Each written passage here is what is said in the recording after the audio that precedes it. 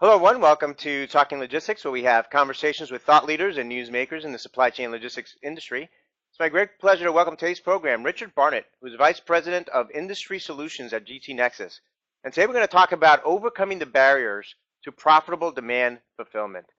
Now, this is an area that, regardless of what industry you're in, whenever I talk to executives across all different types of companies, profitability and driving profitable growth is probably the number one objective that they have. But whether you're in retail or in chemical or industrial manufacturing, there's so many different, or retail for that matter, there's so many different factors going on that's making, the ability to meet customer demand in a profitable manner, much more challenging and difficult.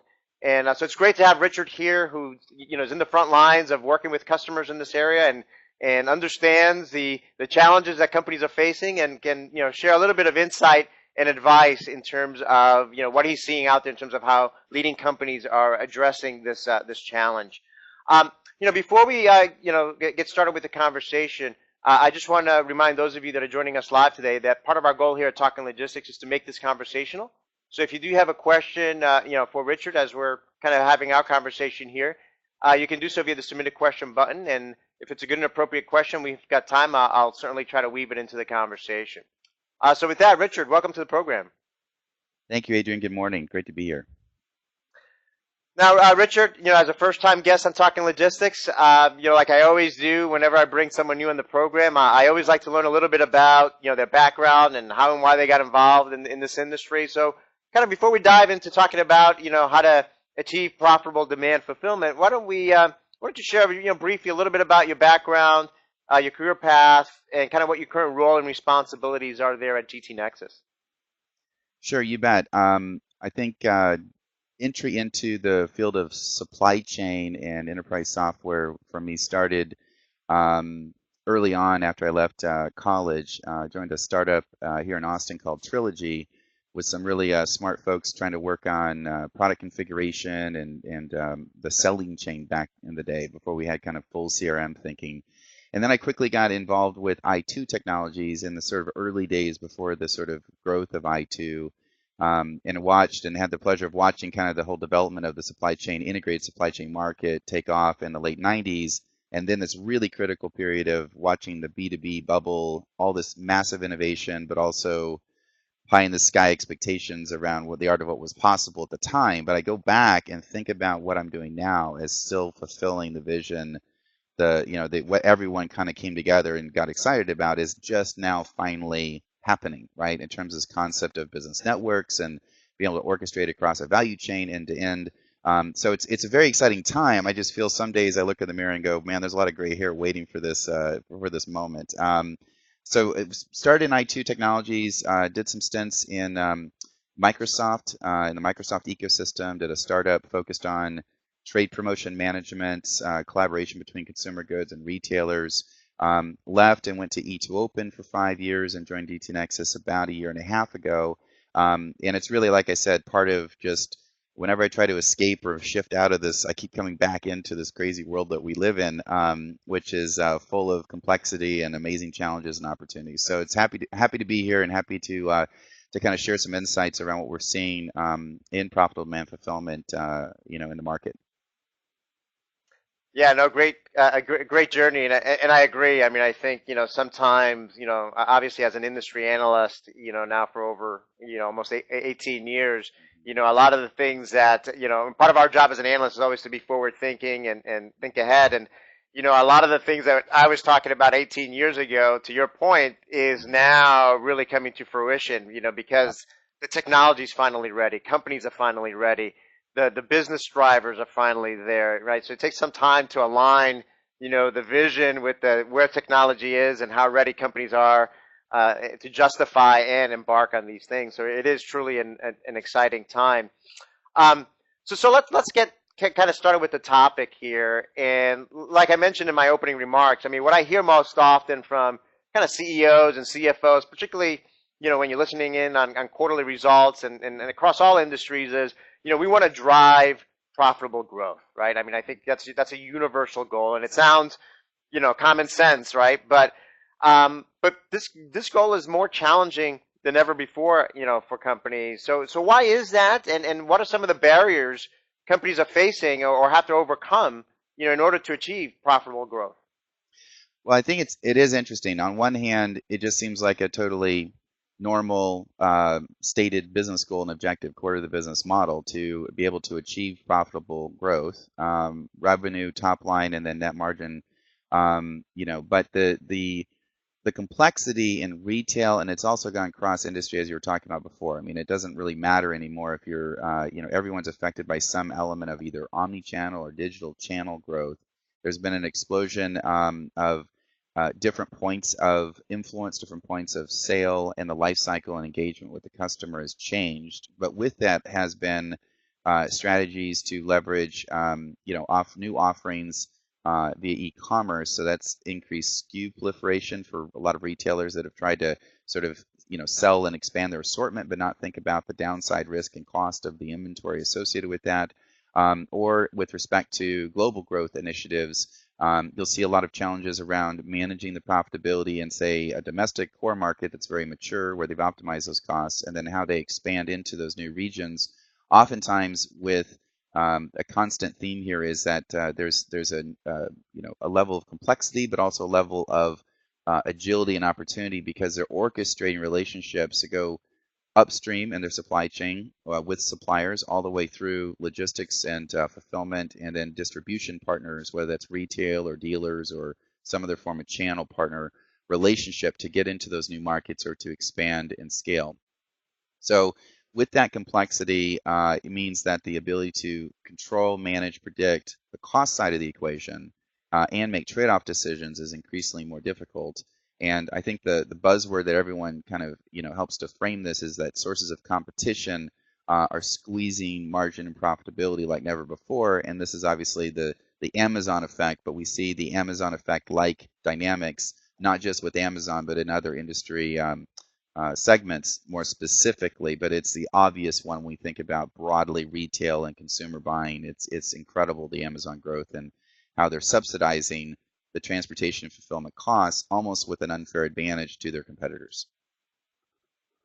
Yeah, no, I agree. I mean, obviously, you look at what's happening in retail with, it used to be, you went from 2-day delivery to next day delivery, and that was a big shift. And then you went from, paying very little for shipping to free shipping, right? And now you've got this trend towards same day shipping. And you see a lot of, competitors or a lot of folks in the retail space kind of chasing that and trying to match that. But at what cost, right? I mean, Yep. it's the profitability and trying to figure out how to do that, meet the customer expectations profitably. Yep. I think that's a great example there. But then you can look at other industries and other things like regulations. I know, you at GT Nexus published a press release this week talking about SOLAS. Yep. And, kind of the ripple effect that's having with ocean shipping and what added processes or complications that might add from a global shipping standpoint, right? So that's another fact, when you look at laws and regulations and things like that, that's another wrinkle that's Yep. making it more difficult for companies to, fulfill, demand, profitably. And you touched upon this a little bit, so which kind of leads me to my next question. I mean, is part of the challenge that companies, truly today are less and less masters of their own destiny? That that is they're really more dependent on suppliers and logistics service providers and other trading partners, to profitably meet demand. I would say generally, almost in every industry, you've seen this increased dependency and reliance on key partners in the overall value chain. And I think the shift is to think about things inherently, not even just cross-functionally, say coordinating between sales, say merchandising, logistics, fulfillment, and then sourcing operations, but it's actually to think across a network, right? Because the performance profitability is now a function of the performance and effectiveness of every link in the chain, so to speak, or every partner across that network. And so it's all about orchestration. We see that pretty much 70 to 80% of the critical data and information that's needed actually exists in this network, and it's not actually in these enterprise systems. So there's this inherent challenge around getting to a single source of truth and then orchestrating together particularly when there's a trade-off decision or there's a move to respond to a significant change in demand, for example, and moving from efficient supply chains optimized around the four walls of the enterprise. It could be DC operations, fulfillment, manufacturing by a plant focused on capacity and throughput, has now shifted to agility moves. And that's incredibly important in profitable demand fulfillment because the hidden dynamic or variable is this shift to root causes around what is driving the overall at point of delivery total profitability for that sale, is in now looking back at variable costs, which are not typically captured in systems very effectively, or not managed on a kind of a variable cost basis, but more in terms of cost accounting. Still, a lot of companies are shocked because they're doing cost control based aggregation and then reallocation on a backward looking basis. And so a lot of times they're flying blind with the actual key insights around whether this is a good decision or a bad decision to expedite or go air or DC bypass, etc. All those moves are now possible potentially, even if you're pretty advanced on top of your game. But what's surprising a lot of folks is that they realize that in certain retail channels or markets with product groups, they've been trying to drive top line volume growth and are actually losing money in some cases on every box they ship through those retailers. And we've seen that time and time again in different companies. Yeah, no, that's very interesting. And again, I think that goes back to the challenge, right? I mean, there's growth, and of course, investors and shareholders and everyone wants to see that top line grow, but it gets back down to that word profitably, right? So it's one thing to grow the top line, but if you're not doing it profitably, or if the margins keep shrinking, you're kind of you're only halfway there, if you will. So just to build on what you said, considering the dependence that companies have now on their network partners, their trading partners, it follows then that better alignment and collaboration across everyone in the network is more is a critical requirement to really achieving profitable demand fulfillment. But historically that hasn't been very easy to do. Are companies in a better position today to actually achieve this? And if yes, how so? I would say a lot of companies have hidden sources of agility that they're not tapping into because they don't have the ability to actually orchestrate across that value chain as effectively as they could. Now, it's a little bit a function of size, complexity, scale, right, in terms of focus, right? So some companies that have a fairly limited product set, sell domestically into some key markets, it's good enough to just think about, right, if I get an order online, do I ship it out of a store? Do I ship it out of a DC? Maybe that's good enough. Most of the companies, though, that we're looking at that have a, from reasonable level of revenue, say 300 to 400 million in retail, in apparel and fashion, or, very large global companies that have global supply chains, actually all struggle with the same pattern, which is how do I get and enable those new levels of agility to actually respond, either improve my time to market, improve my operational efficiency around where inventory is deployed, to support a digital or multi-channel strategy, and then more importantly, how do I actually, leverage new sources of agility around fulfillment? So a lot of the first wave of investment has really been in just managing digital channels, right? So how do I build an e-commerce solution and platform that enables me to capture orders from different channels? How do I influence the buying behavior? How do I have maybe shared visibility of what's happening if I've got a reseller, a distributor, partner network, a dealer network, for example, that I'm selling through? And that's been a big focus of transformation, innovation, C-level initiatives around those projects. I mean, we've seen e-commerce projects go north of $600 million in total allocation. I mean, it's like the new ERP upgrade project, right? But at least it's, in my opinion, actually targeted to hopefully some specific benefits around revenue growth and in their customer experience. But what's happening is you're peeling the onion back, and a lot of companies are realizing, wait a minute, I can now double my number of SKUs, but at what cost, right? Where am I holding them? How am I fulfilling them? How do I reduce that cost exposure, but improve the opportunity that I've just invested in in expanding reach, expanding product portfolio. And so it's all about kind of moving from e-commerce to how do I capture and distribute orders. There's kind of this concept of distributor order management, order brokering. Do I, fulfill these orders from a specific location at a DC? Do I do it at a store? Okay, let's design that correctly. Let's enable the actual kind of final mile fulfillment operations.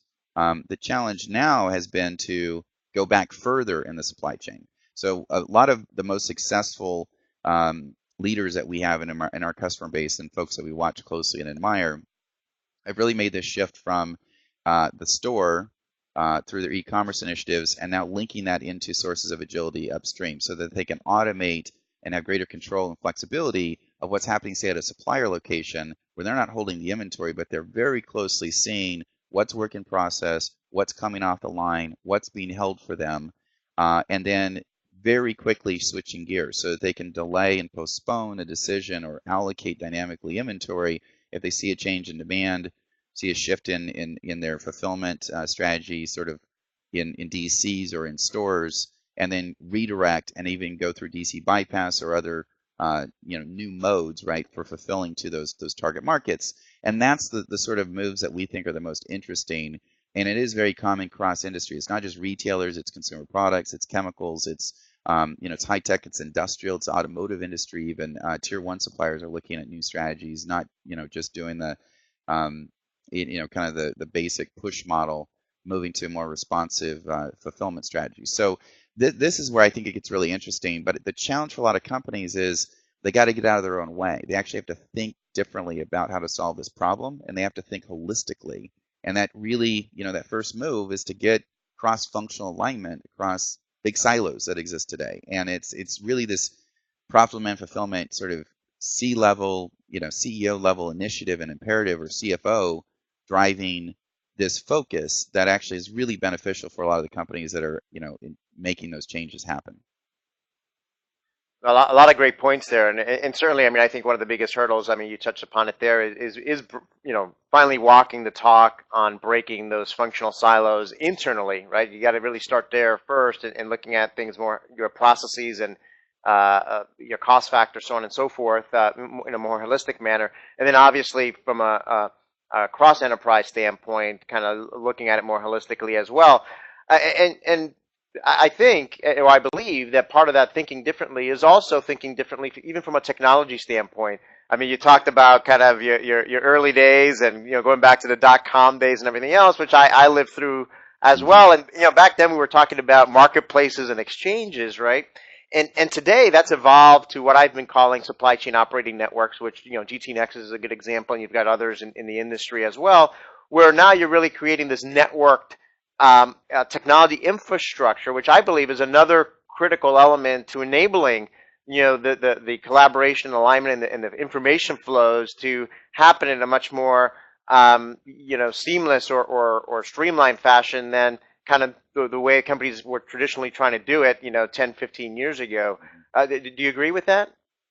I totally agree with that. I think what we're seeing is this convergence of both enabling technologies like an operating network or a business network strategy that you can, build out, expand very quickly, very flexibly, make pivot decisions, but share the same single source of truth, get everyone on the same page, and then actually either automate or orchestrate processes from source, procure, planning, trade-off decisions, all the way out through fulfillment end to end.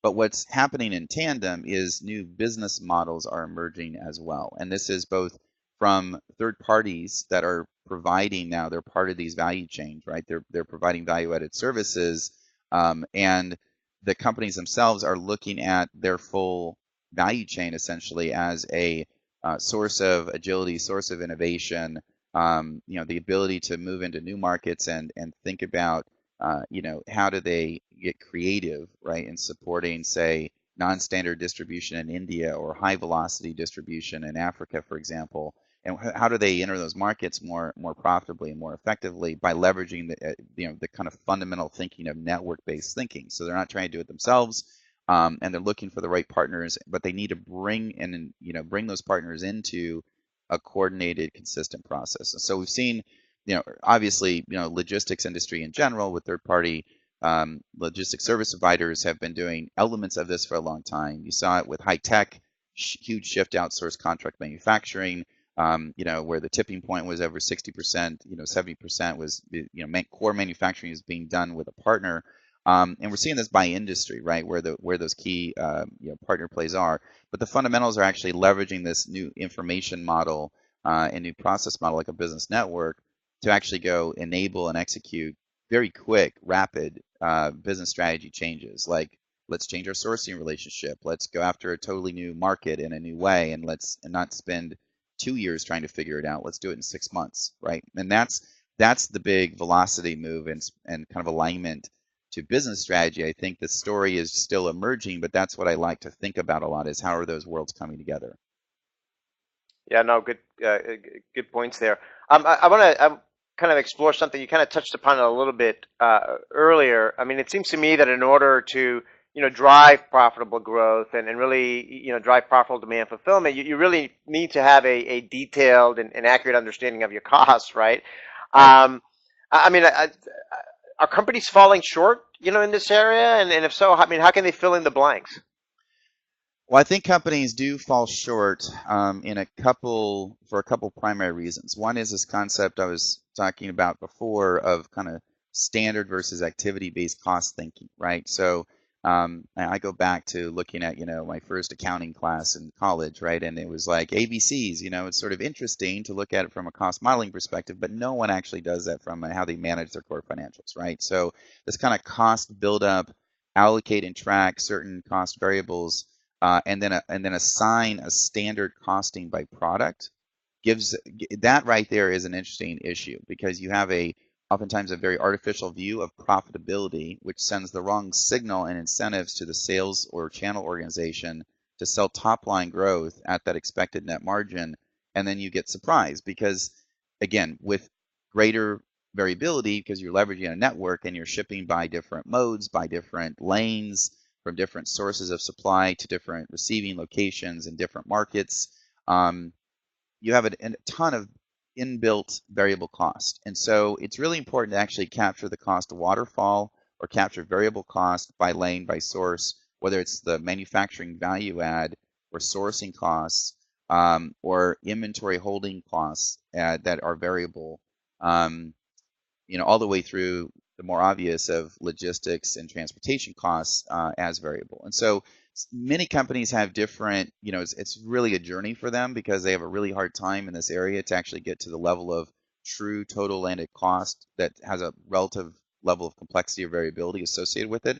So we oftentimes are working with our customers to think through, okay, how do you capture the cost information actually at near real time, right? Like where the actual activity is occurring, whether that's at manufacturing, that's with a freight forwarder, that's holding and doing consolidation, let's say, before it's going cross ocean, multiple carrier and transportation, logistics costs as captured at each mode, and then additional cost buildups that need to occur if it's going through fulfillment, if it's going through DC or going through a third party.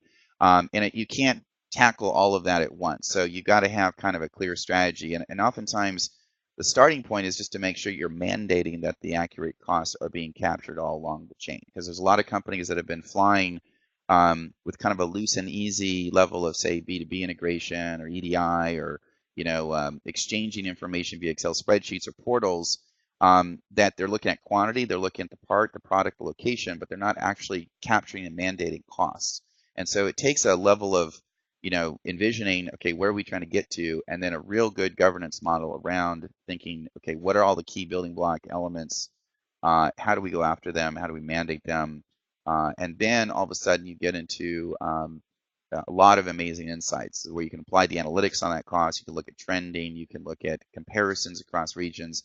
You can even do some predictive modeling, which sort of says, okay, given my current flows and where I've got commitments around placement of inventory, what is my cost buildup? What is my exposure, right? And so that bottom-up information becomes incredibly valuable when you move into a sales and operations planning or an integrated business planning or trade-off analysis process at the executive level because they're basically flying blind on a lot of sort of assumptions around standard cost or profit assumptions based on volume mix, and they could be getting it horribly wrong in a critical period, in a critical season, end of year, in around major seasonal changes in demand.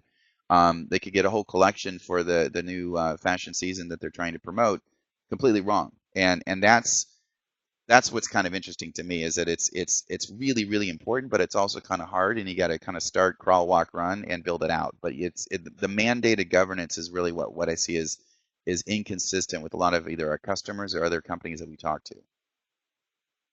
Yeah, I completely agree. I mean, I think that there's a lot of work that needs to be done on understanding the cost front, and that extends from everything from governance, as you talked about, and to reporting it, to even just from the accounting standpoint as well. So I think that we could probably have a whole episode just dedicated to this whole subject, right? So.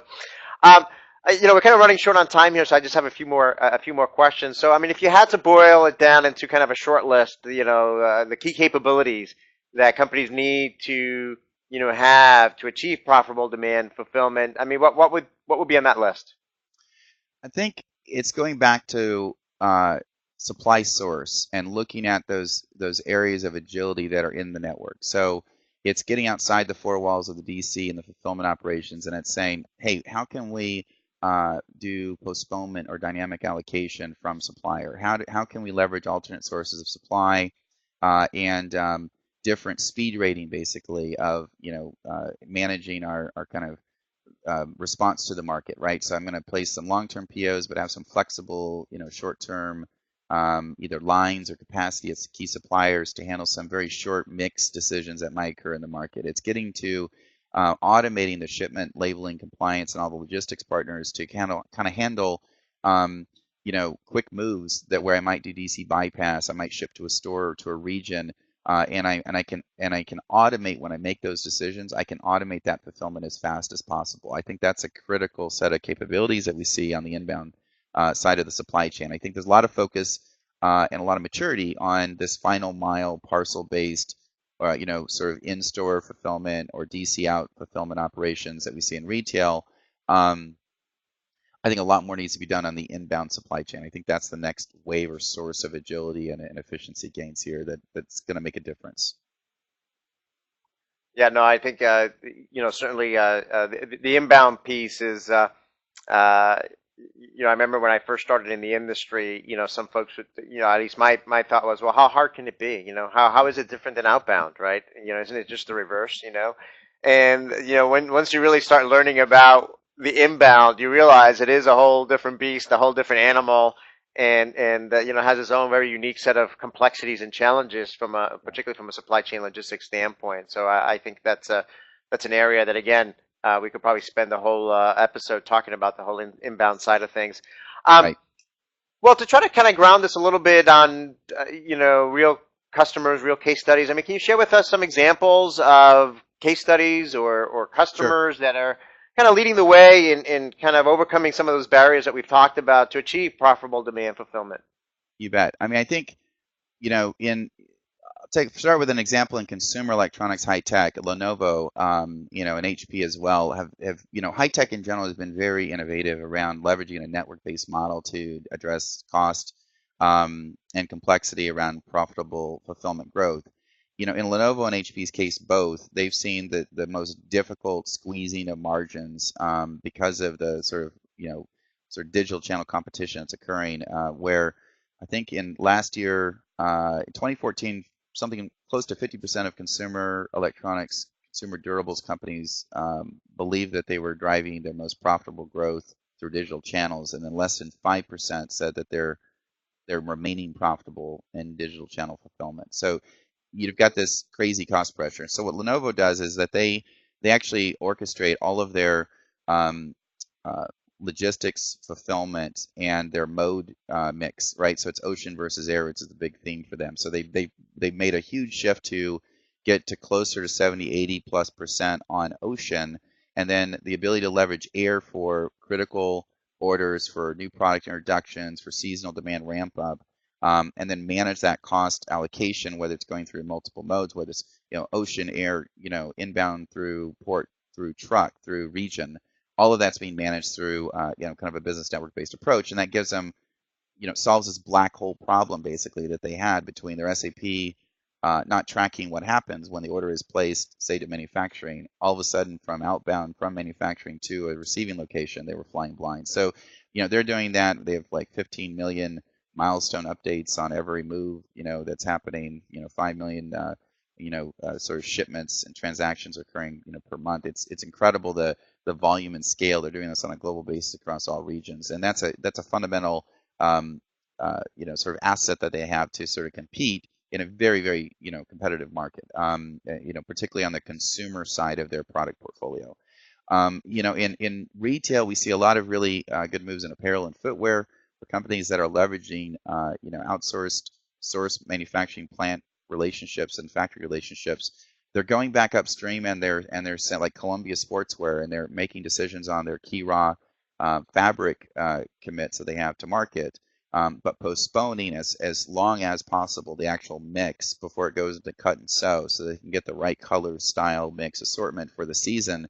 They're not sure if the orange jacket's going to sell more than the blue one, for example, and they want to get to first market read, and they're actually leveraging their collaboration and postponement strategies of holding inventory or capacity at 2 or 3 tiers in their supply chain as their way to actually improve responsiveness to the overall market. Then when it goes into execution, they're able to optimize, and get shipment labeling compliance and optimize exactly from supplier all the way through multiple modes to the actual either, a store, retailer location, or their own DC. They can make decisions around DC bypass seamlessly as they go to market.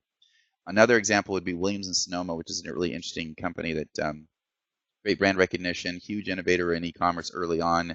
I think they've been an innovator, in retail for a long, long time.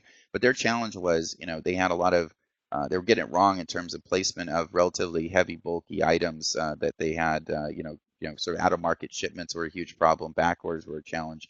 So they had to go back to source again and actually enable kind of a balanced view of when they do DC bypass or merge in transit based on certain product assortment or categories that they're managing that they knew would have the highest profit risk.